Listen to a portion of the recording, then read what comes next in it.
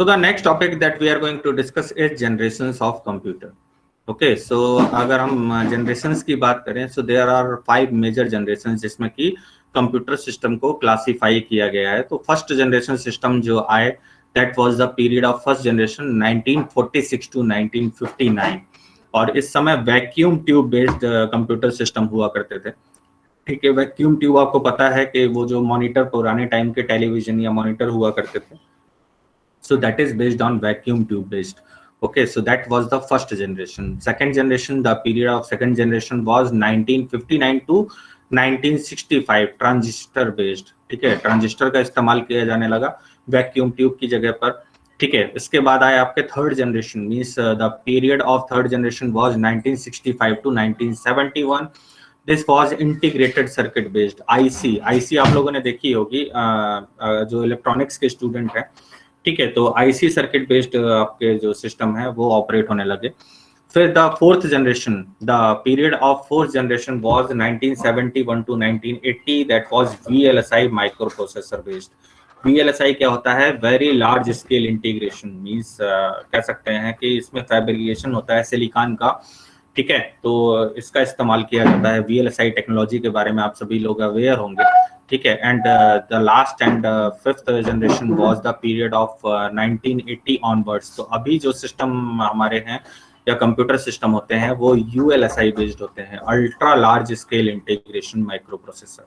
ठीक है, वी है वेरी लार्ज स्केल और अल्ट्रा यूएलएसआई है ultra large scale integration micro processor based. तो अभी micro processor based ultra ULSI micro processor based computer system होते हैं जो कि हम लोग यूज कर रहे हैं. So these are the major 5 generations that has been seen in the field of computers. Okay, so next is the types of computer. अगर हम क्लासीफाई करें कि किस किस तरीके के कंप्यूटर्स होते हैं तो वो ये 5 टाइप्स हैं.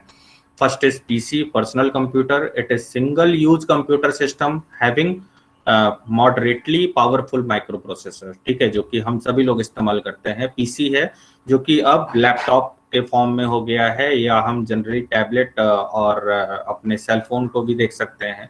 ठीक है, कि अब आप देखिए तो टेराबाइट, इवन 1 टीबी या जो आपका स्टोरेज है वो फोन का भी इतना ही हो गया है.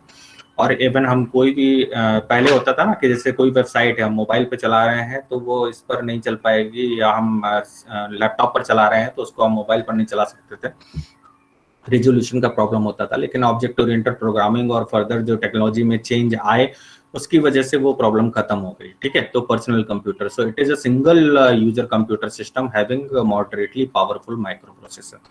Okay, next is workstation. Workstation क्या होता है? It is also single user computer system similar to personal computer, however has more powerful microprocessor. ठीक है, next is mini computer. It is a multi-user computer system capable of supporting hundreds of users simultaneously.